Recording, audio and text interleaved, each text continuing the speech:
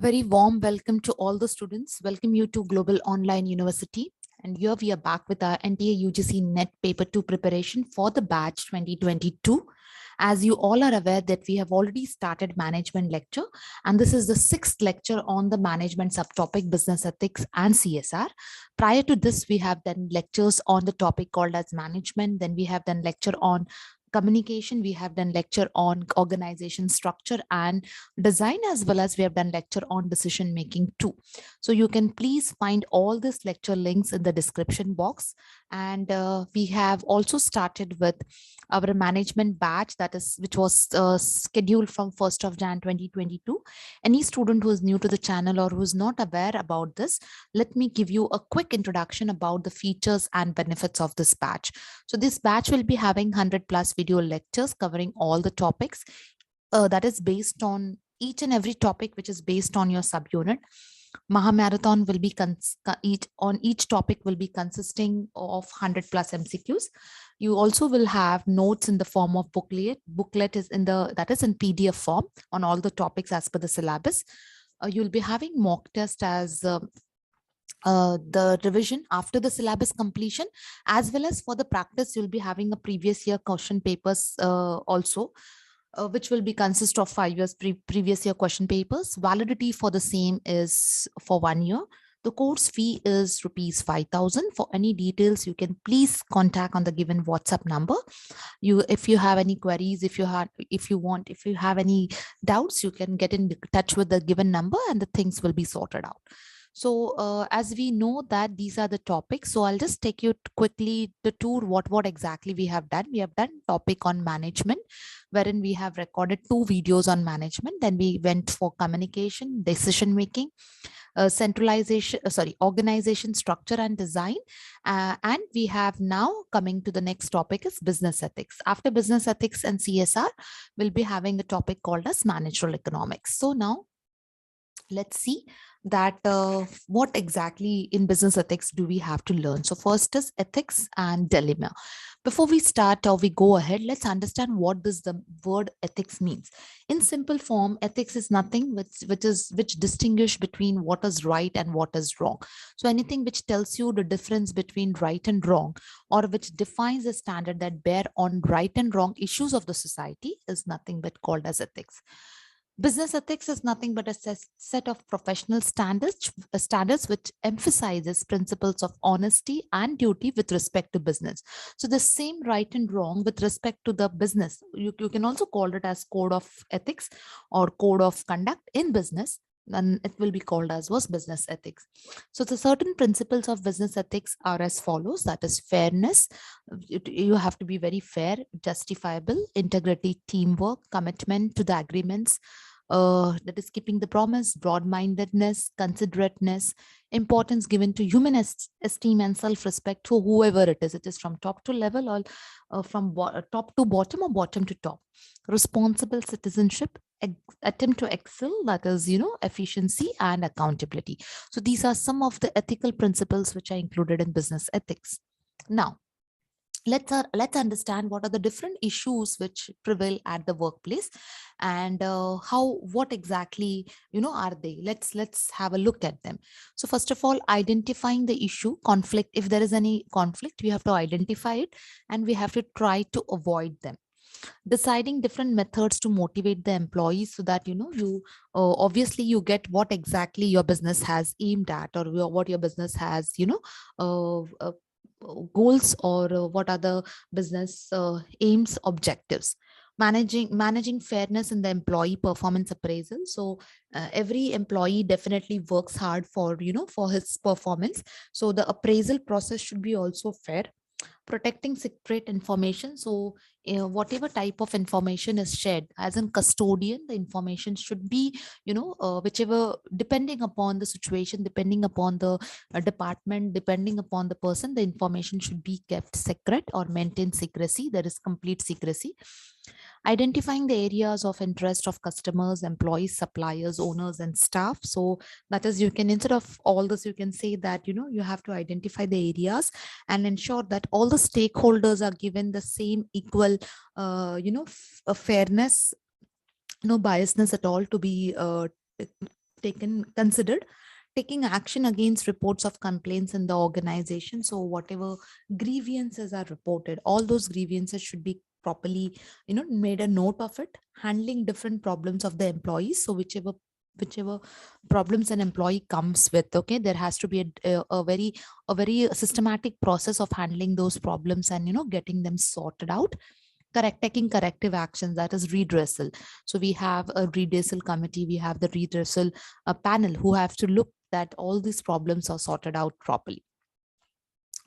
Now, what is ethical dilemma? So before we understand ethical dilemma, in simple thing, where the things when you are, not able to get through, when you get stuck up, when you get, where when you are into a fix. So such type of situation creates an ethical dilemma. So it's basically a problem in the decision making process between two possible solutions, neither of which is absolutely acceptable from the ethical perspectives. Although we face many ethical and moral problems in our life, most of them come with relative straightforward solution. But that solution, in case if you get confused or if you are not able to make a decision, then we call that process as what ethical dilemma.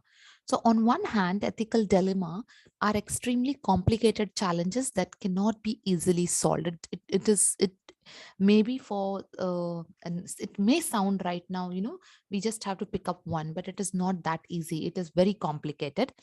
Therefore, the ability to find the optimal solution in such situation is critical for everyone.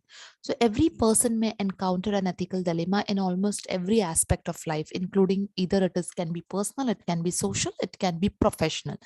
Let's see a few of the examples. So some examples of ethical dilemma can be, taking credit of others' work, offering a client a worse product for the own profit, utilizing inside knowledge for your own profit. So these are just few.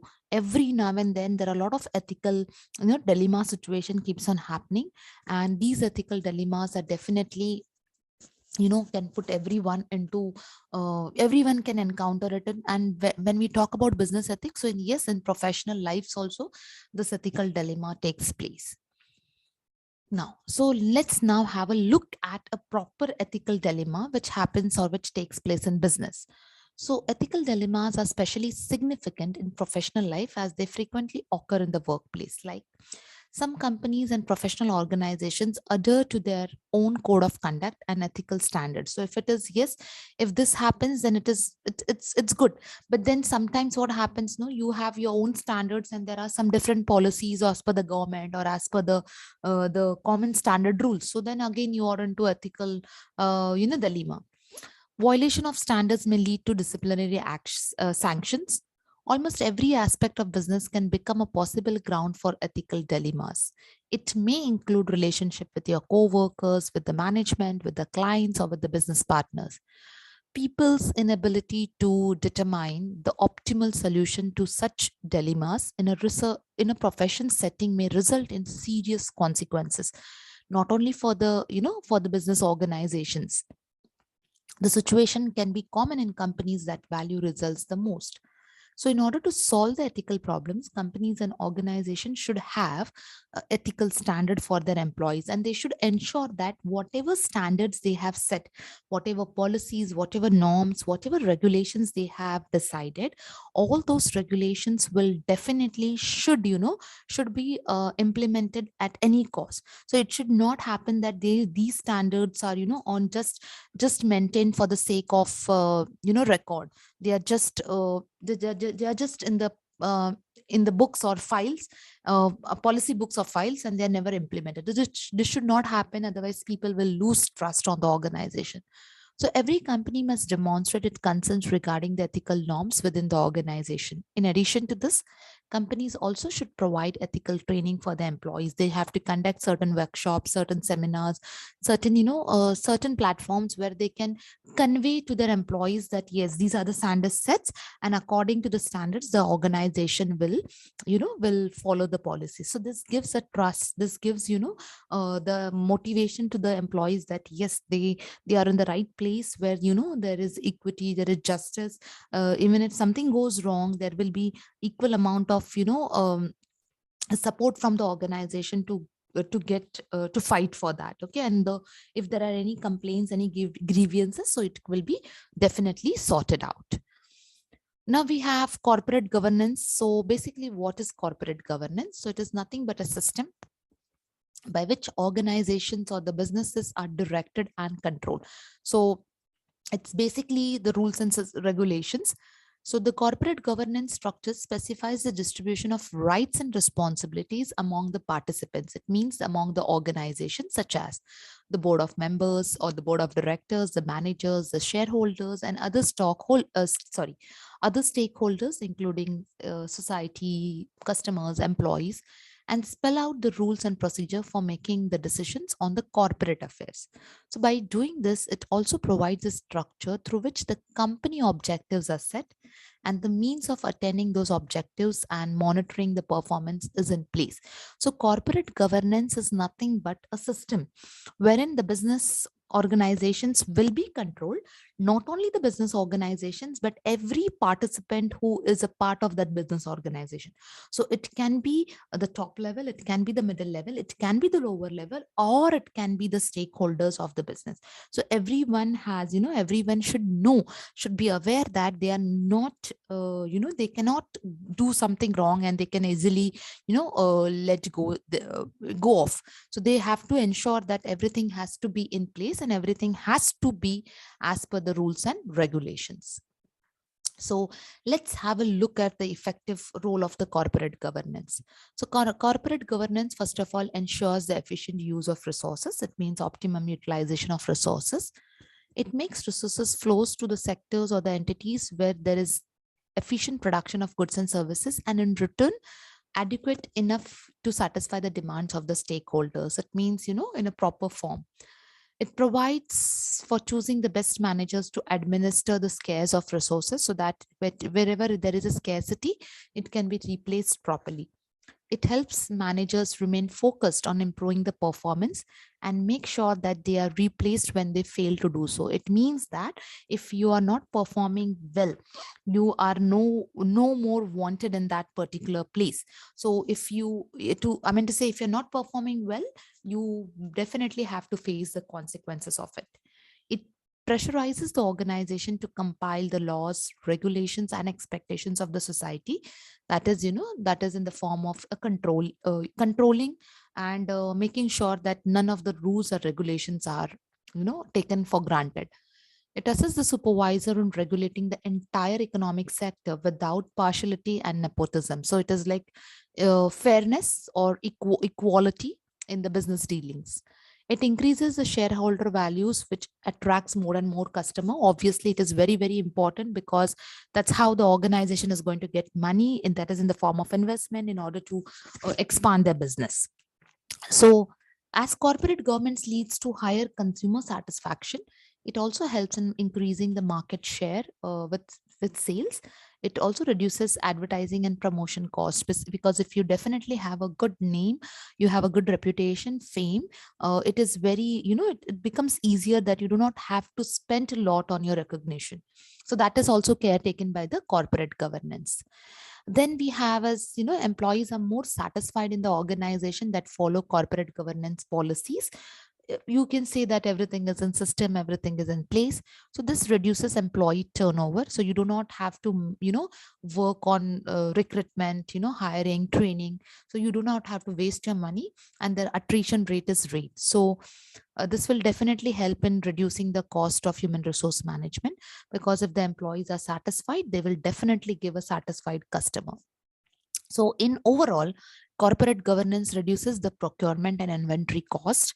It helps in maintaining the good rapport with the suppliers, which will definitely help in more economically inventory management system. So if you follow the good corporate governance, if you ensure that the things are in right place, the things are working positively, the things are working the way it has to be, definitely it will have a very positive atmosphere in the organization, and it will also show the positive results for the organization.